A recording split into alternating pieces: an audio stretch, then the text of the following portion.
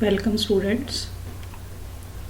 कल हमने पढ़ा था लाइकेंस का क्लासिफिकेशन कि लाइकेंस को विभिन्न आधारों के बेस पे क्लासिफाई किया गया है, जैसे कि वो किस तरह के हैबिटेट में या आवास में पाए जाते हैं, या उनमें किस तरह से थैलस में एल्गी और फंजाई वितरित रहती है,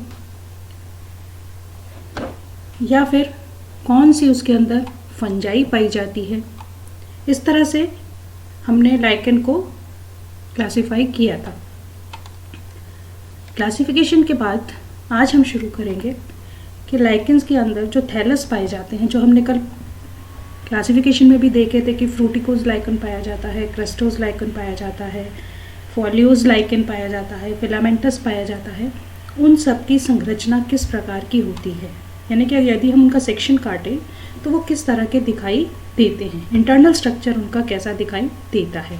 आज हम स्टार्ट करेंगे thallus structure of lichen. Internal structure of the thallus. Internally structure of lichen thallus is very complex, यानी कि आंतरिक रूप से यदि हम लाइकेन का थैलस देखें तो काफ़ी कॉम्प्लेक्स होता है। It is composed of algae and fungal component. ये एल्गी और फंजाई के कंपोनेंट से मिलकर के बना हुआ होता है। The thallus of lichen is also known as consortium. इसको कंसोर्शियम भी कहते हैं। Foliose lichens have an advance type of thallus. Foliose lichen जो है वो सबसे एडवांस माना गया है, और इसीलिए हम फॉलियोज लाइकेन का स्ट्रक्चर ही पढ़ेंगे, और उसी के आधार पर हम फिर क्रस्टोस और फ्रूटिकोज थैलस के स्ट्रक्चर भी स्टडी कर लेंगे। तो फॉलियोज लाइकेन का स्ट्रक्चर पढ़ने के लिए हमने उसके स्ट्रक्चर को 4 भागों में डिवाइड किया है: अपर कॉर्टेक्स, एल्गी जोन, मेडुला और लोअर कॉर्टेक्स। सबसे पहले ऊपर की तरफ पाया जाता है उसमें अपर कॉर्टेक्स, जो कि मोटा होता है और सबसे बाहर की तरफ होता है, और ये एक प्रोटेक्टिव लेयर बनाता है, एक रक्षात्मक कवच बनाता है, जो कि फंजाई के हाइफा के द्वारा ही बना हुआ होता है। यानी कि जो अपर कॉर्टेक्स है उसके अंदर फंजाई के हाइफा आपस में इतने उलझे हुए होते हैं, इतने डेंसली पैक होते हैं कि वो चारों तरफ एक प्रोटेक्टिव या सुरक्षात्मक कवच बना देते हैं। और ये कवच जो हाइफा हैं, ये जो फंजाई के सूत्र हैं, ये सरफेस के राइट एंगल के ऊपर व्यवस्थित होते हैं। इनके बीच में इंटरसेलुलर स्पेस या अंतरकोशिकीय अवकाश नहीं पाया जाता है, और यदि पाया भी जाता है तो उसके अंदर जिलेटिनस सब्सटेंस भरे हुए होते हैं। इसके बाहर की तरफ एपिडर्मल लेयर बनती है। वो हो भी सकती है और नहीं भी सकती। कुछ लाइकेन्स के अंदर एपिडर्मिस होती वो फंजाई की ही है। अपर कॉर्टेक्स के बाहर की तरफ फंजाई के ही हाइफा मिलकर के एक एपिडर्मल लेयर बनाते हैं। कुछ लाइकेन्स के अंदर वो उपस्थित होती है और कुछ में वो नहीं पाई जाती है। In some thallus, there are many irregularly arranged breathing pores are present which help in gaseous exchange. यानी कि उस एपिडर्मिस के ऊपर या कॉर्टेक्स के अंदर बहुत छोटे छोटे छिद्र पाए जाते हैं, जो कि ब्रीदिंग पोर्स कहलाते हैं। यानी कि वहाँ से सांस आती है, प्लांट को ब्रीदिंग पोर्स कहते हैं। वहाँ से मतलब गैस का एक्सचेंज होता है, CO2 और ऑक्सीजन का एक्सचेंज होता है। ऑक्सीजन अंदर आती है, CO2 बाहर जाती है। एल्गल जन consist of mostly blue green algae. Algae का जोन जो कि अपर कॉर्टेक्स के ठीक नीचे पाया जाता है, ये ब्लू ग्रीन एल्गी या ग्रीन एल्गी यानी कि नील हरित शैवाल या हरित शैवालों का बना हुआ होता है। उसी के जो फिलामेंट्स हैं, साइनोफाइसी या क्लोरोफाइसी, उन दोनों में से किसी भी एल्गी के फिलामेंट्स आपस में संगठित होकर के एल्गी का जोन बनाते हैं। ये अपर कॉर्टेक्स के ठीक नीचे उपस्थित होता है। एल्गी जोन के अंदर कुछ होस्टोरिया प्रेजेंट होते हैं, यानी कि चूषकांक उपस्थित होते हैं। चूषकांक क्या है, क्या होते हैं? ये जो फंजाई है, जो ऊपर अपर कॉर्टेक्स की फंजाई है, इसके कुछ हाइफा अंदर की तरफ एल्गी के जोन में भी एंटर कर जाते हैं, ताकि एल्गी जो फूड मटेरियल बनाएगी वो फंजाई के भी काम आना है, और जो फंजाई जो है मिनरल एब्जॉर्ब कर रही है वो इस एल्गी के काम आ जाते हैं। तो होस्टोरिया जो हैं वो इस आदान प्रदान का काम करते हैं। इसको हम गोनिडियल लेयर भी कहते हैं। एल्गी का जो जोन है उसको गोनिडियल लेयर भी कहा जाता है। Algal cell remain embedded in network of loosely arranged fungal hypha. इन एल्गी सेल्स के बीच बीच में भी फंजाई के हाइफा उपस्थित होते हैं। जैसा कि हमने देखा जो चूष्कांग हैं वो भी फंजाई के ही हाइफा हैं। तो इस तरह से बहुत लूजली अरेंज्ड होते हैं। कॉमन एल्गी जो पाई जाती है लाइकेंस के अंदर वो है नॉस्टॉक, क्लियोकैप्सा, राइवुलेरिया और क्लोरेला। कुछ स्पीशीज में लाइकेन में एल्गी और फंजाई के हाइफा इवनली यानी कि समान रूप से वितरित होते हैं पूरे थैलस के अंदर। वो हमने पहले भी देखा कि होमोमेरस भी हो सकते हैं और हेट्रोमेरस भी हो सकते हैं, यानी कि या तो लेयर्स होती हैं या लेयर्स नहीं पाई जाती हैं। तो जिनके अंदर समान रूप से एल्गी और फंजाई वितरित होती है उसको हम कहते हैं होमोमेरस स्पीशीज, और जिसके अंदर समान रूप से वितरित नहीं होती है एल्गी फंजाई लेयर्स बनाती है उसको हम कहते हैं हेट्रोमेरस स्पीशीज। उसके बाद अपर कॉर्टेक्स हुआ, उसके बाद एल्गी का जोन हुआ, उसके बाद मेडुला का रीजन पाया जाता है। जो सेंटर का पार्ट है वो मेडुला का बना हुआ होता है। इसके अंदर फंजाई के हाइफा बहुत लूजली अरेंज होते हैं, बहुत दूर दूर व्यवस्थित होते हैं और उनके बीच में इंटरसेलुलर स्पेस या अंतर कोशिकीय अवकाश उपस्थित होता है। इस मेडुला के नीचे लोअर कॉर्टेक्स पाया जाता है।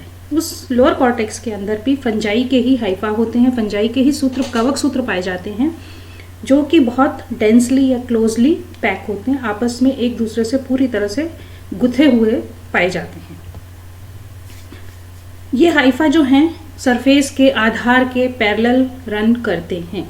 हमने जो ऊपर पढ़े थे कि गोनिडियल लेयर के अंदर जो हाइफा है वो 90 डिग्री के ऊपर पाए जाते हैं, जबकि सबसे नीचे का जो लेयर है लोअर कॉर्टेक्स की जो लेयर है उसके अंदर जो हाइफा है वो सरफेस के पैरेलल पाए जाते हैं।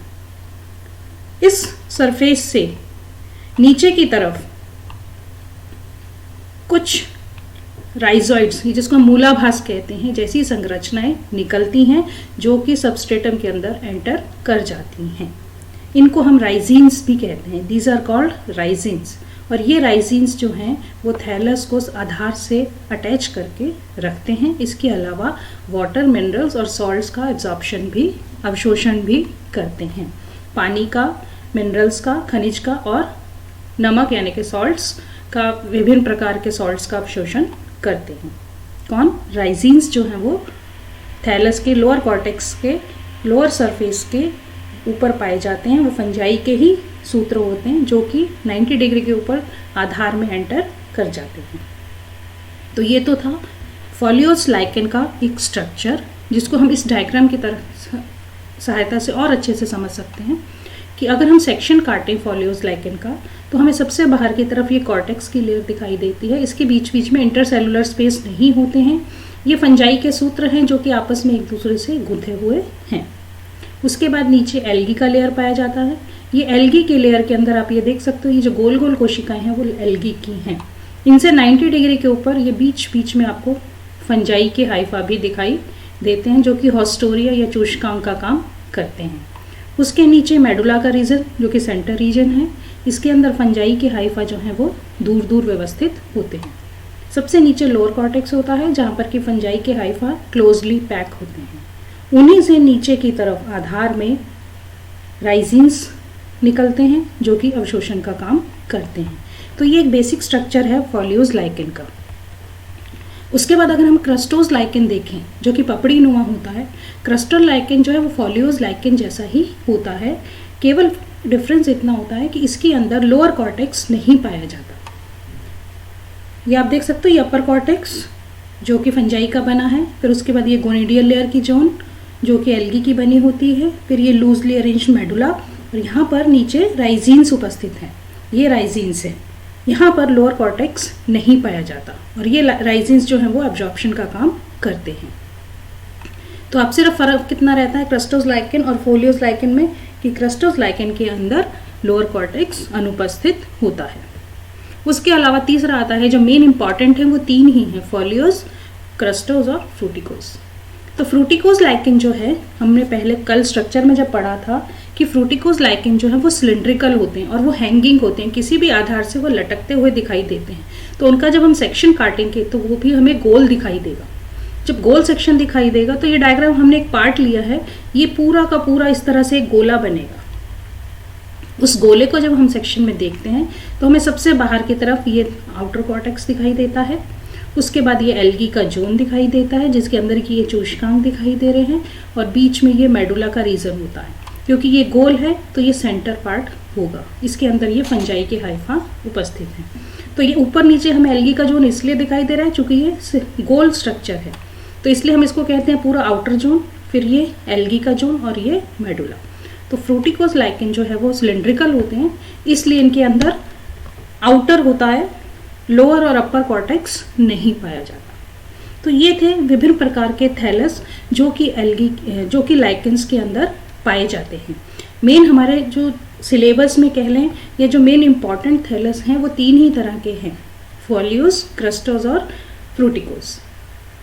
तो इनका स्ट्रक्चर हमने अब डिटेल में पढ़ लिया है। तो आज वेजिटेटिव स्ट्रक्चर ऑफ लाइकेन जो है हमारा कंप्लीट होता है। नेक्स्ट हम शुरू करेंगे reproduction in lichens. So thank you.